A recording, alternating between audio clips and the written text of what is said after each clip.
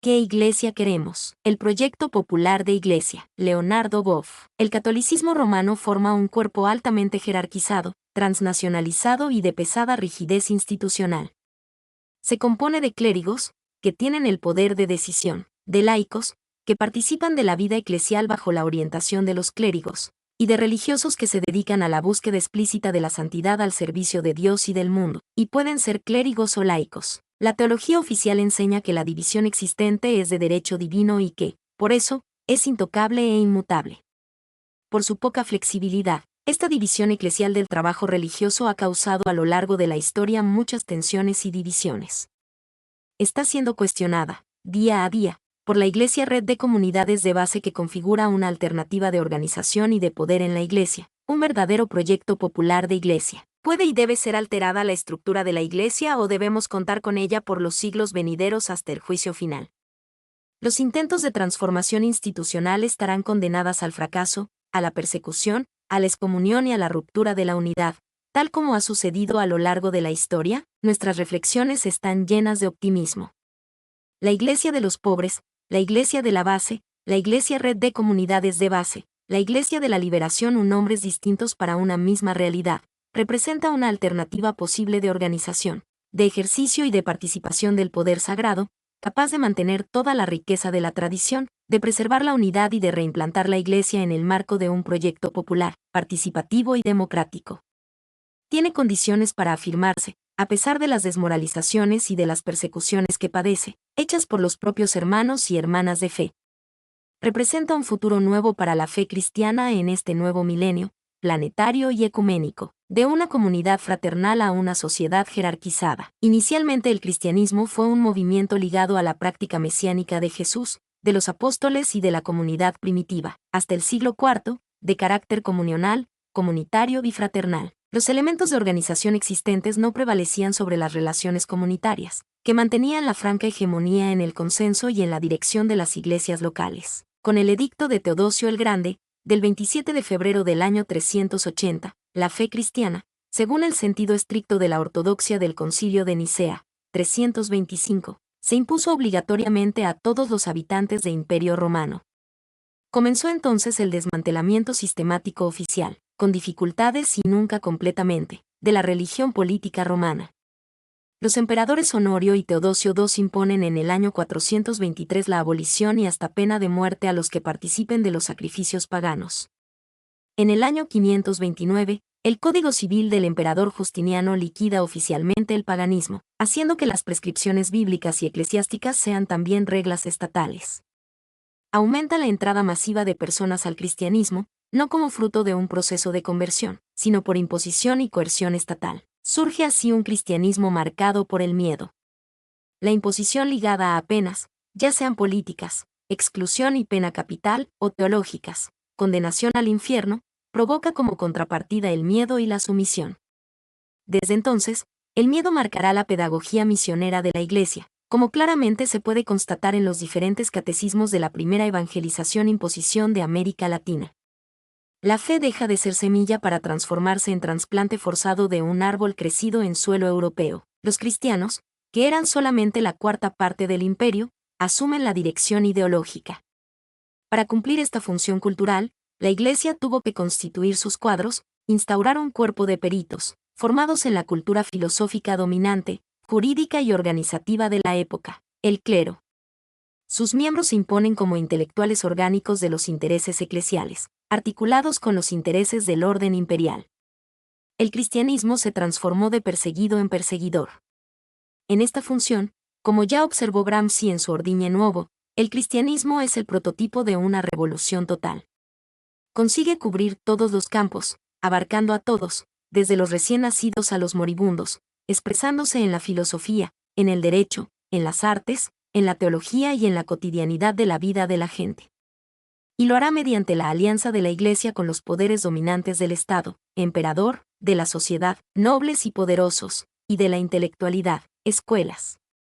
Los demás estratos de la sociedad serán subalternizados y cooptados en función del proyecto hegemónico sacerdotal imperial. Como consecuencia de este complejo proceso, se afirmó un estilo de distribución y de ejercicio del poder sagrado altamente centralizado, clerical y culturalista. Centralizado, porque está en pocas manos y parte de un centro de poder referencial, Roma. Clerical, porque solamente los clérigos investidos por el sacramento del orden o por algún mandato clerical tienen en sus manos la conducción de la Iglesia y los medios de producción de los bienes religiosos. Culturalista, porque no favorece la evangelización como encuentro entre fe y cultura dominante, sino como imposición de una cultura ya cristianizada, la cultura de la élite romana, con la subsiguiente desestructuración de las culturas autóctonas populares.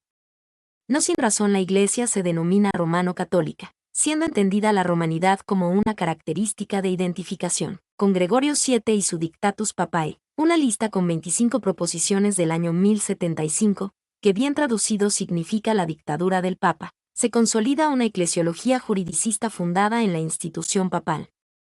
Lo expresa muy bien el gran eclesiólogo del siglo XX, Yves Congar. Su acción determinó el mayor giro que ha conocido la Iglesia católica. L'Église de Saint-Augustin à l'époque moderne, París, 1970, p. 103. Este giro consiste en una práctica de extremo autoritarismo que prácticamente no reconoce ningún límite al poder papal. Algunos juristas y críticos lo califican de totatus, de totalitarismo eclesial. El Papa no es solo el sucesor del pescador Pedro, aquel que negó a Jesús, ni el representante del profeta crucificado Jesús de Nazaret. Eso sería muy poco para las pretensiones papales. El Papa se entiende como representante de Dios. Dios instituyó directamente el sacerdocio, no el imperio. Al sumo sacerdote, Papa, le es dado ligar y desligar, interpretar la ley natural, cerrar o abrir las puertas del cielo. Y, sacerdocio, solamente lo es el católico. Por eso la 26ª proposición del Dictatus Papae reza así: no sea reconocido como católico quien no está de acuerdo con la Iglesia Católica Romana. Quod Catholicus non habeatur qui non concordat Romanae Ecclesiae. Creer es obedecer al Papa y obedecer al Papa es obedecer a Dios. Cabe preguntar, ¿acaso no hemos traspasado el límite de lo intraspasable que una vez traspasado significa inequívocamente ibris humana y pecado, en el sentido estricto de la teología? ¿Qué legitimidad puede ofrecer a la conciencia de los creyentes una estructura de poder nacida del pecado? Atributos que solo competen a Dios son atribuidos a una criatura humana, el Papa. En esta lógica desviante, no nos admira que haya habido papas llamados por los teólogos de su curia Dios menor en la tierra, Deus minor in terra. Este proceso de divinización ya estaba presente en el siglo IV cuando comenzó a estructurarse la figura del obispo. La didascalia y las constituciones apostólicas del siglo III decían de él que ocupa el lugar de Dios en la comunidad, que es como un segundo Dios, vuestro Dios terrestre después de Dios. Cf. Didas 2, 20,1. Canst. Apos. 2, 26,4. Esta concepción fue adquiriendo a lo largo del tiempo una base ideológica, especialmente con Graciano, el primer codificador del derecho canónico en el siglo XII, y con la teología de la antirreforma. Según esto, Cristo instituyó la división entre clérigos y laicos, por lo tanto es divina y nunca podrá ser modificada. El Papa es la cabeza visible de Cristo que, a su vez, es la cabeza invisible de la Iglesia. El poder es total, tiene definida su práctica y la teoría que lo justifica. No se trata de autoritarismo sino de puro y simple despotismo. La utopía de Jesús de una comunidad fraternal donde todos sean hermanos y hermanas, sin divisiones ni títulos, CFMT 23, 8 y SS. Es sustituida por la mecánica del poder centralizado del clero que garantiza hasta el fin de los tiempos, así piensan los clérigos, la reproducción de los instrumentos de salvación. Sin embargo, el sueño de Jesús no ha muerto, transmigró a los movimientos espiritualistas, monacales, mendicantes y, de manera general, hacia la vida religiosa, pero también hacia el camino del seguimiento evangélico, de la devoción y de la búsqueda de santidad de los cristianos, reducidos a laicos, en sus diferentes estados de vida. En estas instancias no clericales, el poder se ejercerá como servicio participativo, reinará una democracia interna y las relaciones serán más igualitarias, sororales y fraternales. Podemos formalizarlo así: dentro de la comunidad de los que profesan la fe cristiana se ha creado, según esta visión, un consenso basado en la potestas sacra, poder, como dominio y coerción, por lo tanto, como despotismo. Se ha construido una hegemonía a partir de una concepción monárquica de la fuente de poder, el Papa. Este tipo de distribución y de ejercicio del poder se articula naturalmente con los poderes centralizados de la sociedad. Así, la Iglesia clerical pasa a ser, más allá de su función religiosa específica, un aparato de legitimación de los poderes autoritarios en la sociedad humana. El concepto de Dios subyacente no es el trinitario, urdido de relaciones igualitarias y comunionales, sino el del viejo Dios monoteísta y único Señor cósmico. Un solo Señor en el cielo, un único representante suyo en la tierra, argumentaba Gengis Khan, buscando fundamentar así su despotismo. La base social de este tipo dualista de iglesia, dividida en clérigos y laicos, no como funciones distintas dentro de una única comunidad sino como fracciones esencialmente diferentes, está constituida por los sectores dominantes cuyos intereses históricos se articulan naturalmente con los intereses del cuerpo clerical. El texto vaticano y sobre el poder jurisdiccional del Papa es claro: el Papa tiene poder absoluto sobre todos y cada uno de los fieles ex se, sine consenso ecclesiae, por sí mismo, sin el consenso de la Iglesia. El Papa es portador solitario del poder supremo, sin ninguna mediación de la comunidad, por lo tanto, posee el poder, de hecho, lo ejerce, de forma despótica. Los otros portadores de poder en la Iglesia, aunque tengan poder vía sacramento del orden, obispos, dependen para el ejercicio legítimo del poder sagrado de la delegación directa del Papa. Como es sabido, el Vaticano II intentó resolver este desequilibrio eclesiológico. Reafirmó el carácter de pueblo de Dios de la Iglesia, la participación de los laicos por razones cristológicas, la centralidad de la comunidad, la acción colegial de los obispos, la misión como servicio al mundo, especialmente a los pobres. Todo el capítulo segundo de la Lumen Gentium. Especialmente importante fue el número 8 de la Lumen Gentium, que recupera la memoria histórica que nos redimió en la pobreza y en la persecución. Llama a la Iglesia a seguir el mismo camino para evangelizar a los pobres, a buscar y salvar lo que estaba perdido. Número 8. También afirma que la Iglesia de Cristo subsiste en la Iglesia católica, reconociendo que existen varios elementos de santificación y de verdad fuera de su estructura visible. Elementos que son dones propios de la Iglesia de Cristo y que, por lo tanto, permiten reconocer eclesialidad a otras iglesias cristianas. Número 8b. Sin embargo, produjo un texto de compromiso que mantiene la ambigüedad eclesiológica. Al lado de estas propuestas prometedoras reafirmó la vieja teoría de la constitución jerárquica de la Iglesia y de la hegemonía asegurada de modo divino a los portadores del sacramento del orden, es decir, al clero. Capítulo 3 de la Lumen Gentium. Hoy, en el proceso de reflujo eclesial, de neoromanización y de poderosa reclericalización de toda la Iglesia, se invocan siempre estos textos como criterio de auténtica interpretación y de recepción oficial del Vaticano II, anulando prácticamente las conquistas hechas bajo el signo de la comunión y de la participación de todo el pueblo de Dios. Pero a pesar de mantener esta ambigüedad, favoreciendo el polo clerical, se ha abierto un espacio para que miembros activos de la Iglesia clerical entren en el universo de los simples practicantes cristianos y para que éstos se animen a participar y a ocupar su lugar dentro de la comunidad. No solo como miembros, objeto de la benevolencia pastoral del clero, sino también como sujetos productores de bienes religiosos, como sujetos eclesiales. Una alternativa seminal, el proyecto popular de iglesia. A partir de los años 60 los pobres organizados irrumpieron en la sociedad latinoamericana y también en la iglesia institucional y clerical. Se verificó un doble proceso. En los medios populares se fueron insertando cada vez más miembros activos de la iglesia: clero, obispos, sacerdotes, teólogos, religiosos y religiosas, cristianos, indignados con la miseria y comprometidos con la transformación social, fueron asumiendo la causa, las luchas, el destino y la cultura del empobrecido social. Por otra parte, los cristianos fueron asumiéndose como sujetos eclesiales y sociales. Comenzaron, junto con el apoyo de la gente externa, a crear su forma característica de ser cristianos. Así surgió la pastoral popular, CEBS, PO, CPT, CIMI, CDDH, los círculos bíblicos y otras, que tienen como punta de lanza a las comunidades eclesiales de base. Al lado de un proyecto popular de sociedad, en la línea de una democracia participativa, de base popular, pluralista y abierta a lo religioso, comenzó a esbozarse un proyecto popular de iglesia. Para una nueva sociedad, una nueva iglesia. Para una distribución diferente y un ejercicio distinto del poder social, ¿por qué no una distribución diferente y un ejercicio distinto del poder eclesial? Teóricamente no es impensable. Los textos fundadores del movimiento de Jesús revelan por lo menos 3 tipos distintos de organización eclesial: la sinagoga, reflejada en el Evangelio de San Mateo; la carismática, practicada por Pablo; y la jerárquica, reflejada en las epístolas católicas a Timoteo y Tito. Esta última fue la triunfante, pero no invalidó las otras como fuentes de inspiración, pues constituyen textos referenciales del credo cristiano. Poder eclesial fundado en el clero o en la comunidad. Prácticamente, por lo menos de forma germinal, se percibe que en la CEBS está presente una nueva manera de ser iglesia.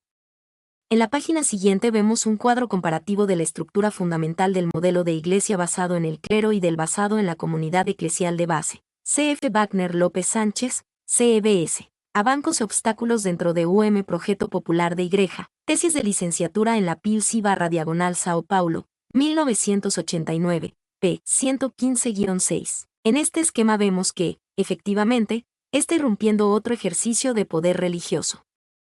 En los 4 grandes ejes que sostienen el edificio eclesial, la palabra, los miembros de la CEBS leen e interpretan la Biblia y a su luz hablan de sus problemas y, así, del mundo, el sacramento. Las CEBS saben celebrar la vida, las luchas, y, simbólicamente, alimentar la utopía del reino y la esperanza. La organización, organizan los servicios internos con sus distintas funciones. Eligen su equipo de coordinación, elaboran una conciencia crítica sobre sus problemas y democráticamente buscan soluciones comunitarias, y en la misión, actuación en el mundo, articulándose en las asociaciones de vecinos, en los sindicatos, en una palabra, en el movimiento popular. Los miembros de la CEBS se están reapropiando de parcelas de poder y de la producción de bienes eclesiales.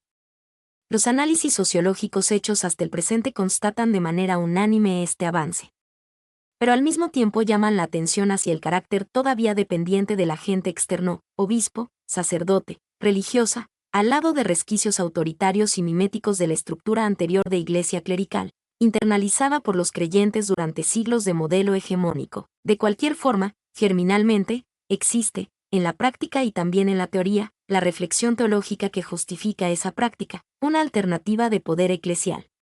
Se está constituyendo un nuevo consenso en la iglesia, una antihegemonía, en lenguaje de Gramsci.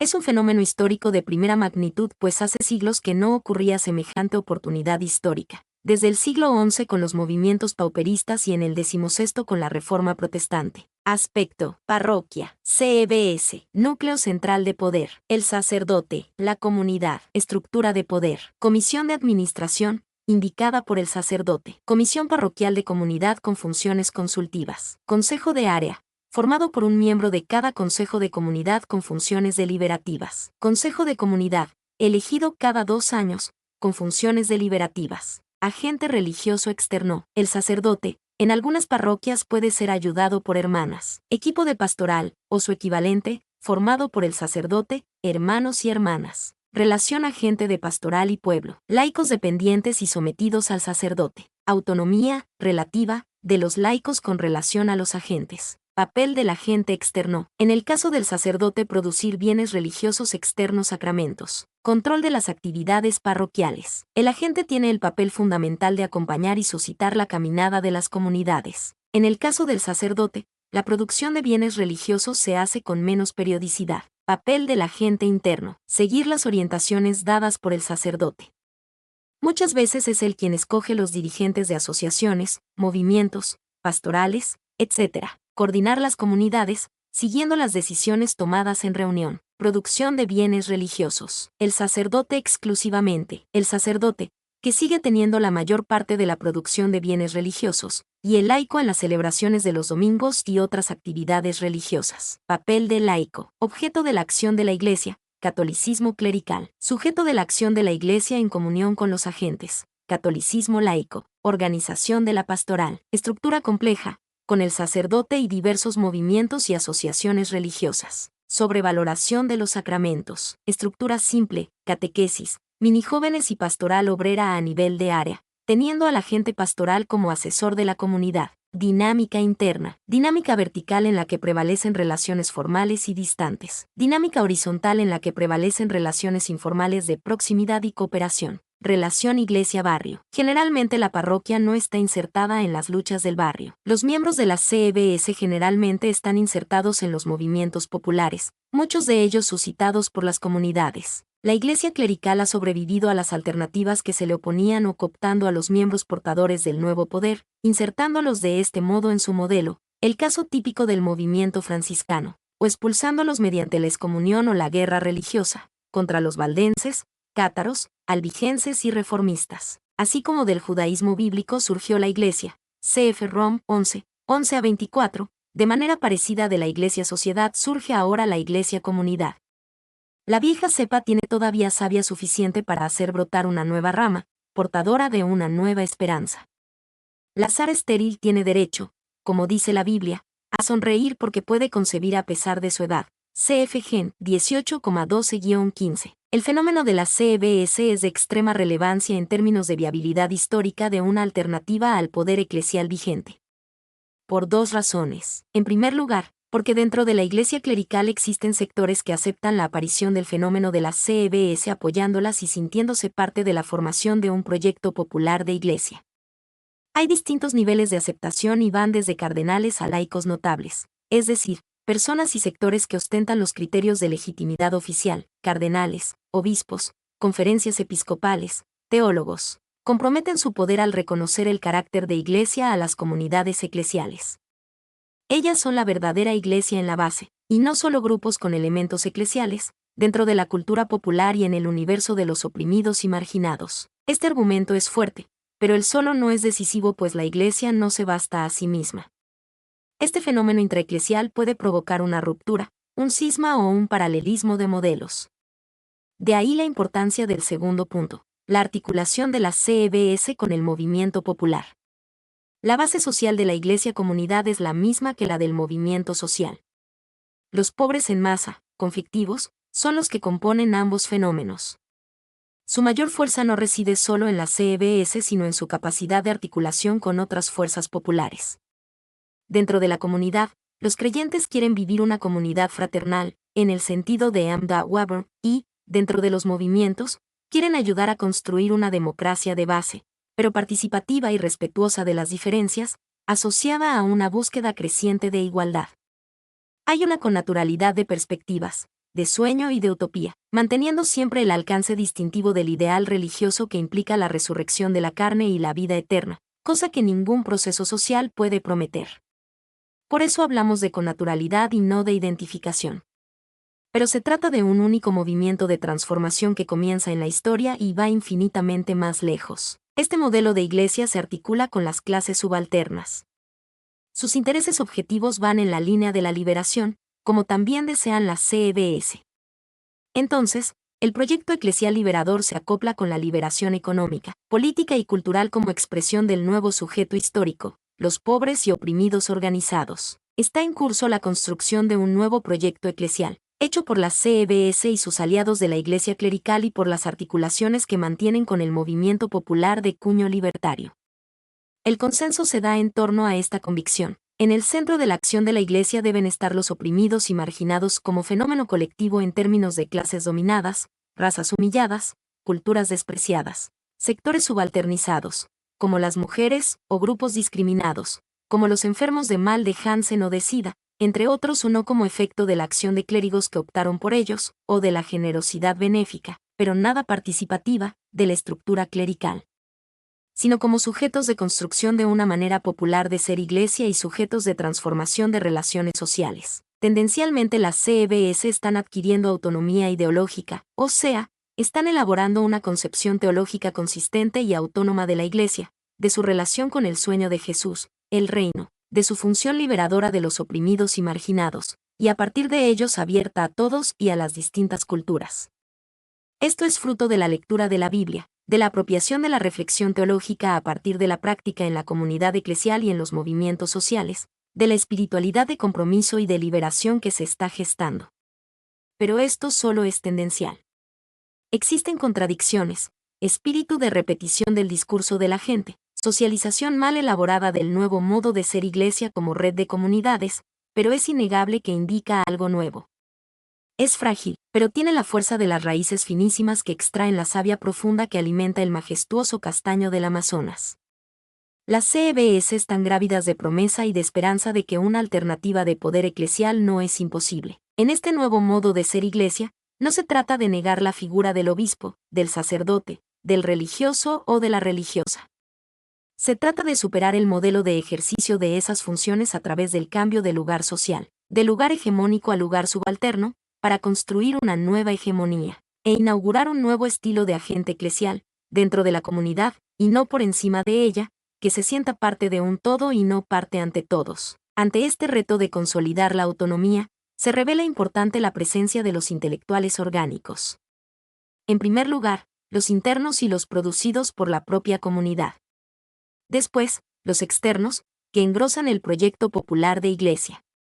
Ellos, cardenales, obispos, sacerdotes, teólogos, profesionales portadores de un saber específico, pueden ayudar a elaborar una concepción homogénea del mundo, de la sociedad y de la Iglesia, partiendo de la óptica de los oprimidos que buscan la liberación.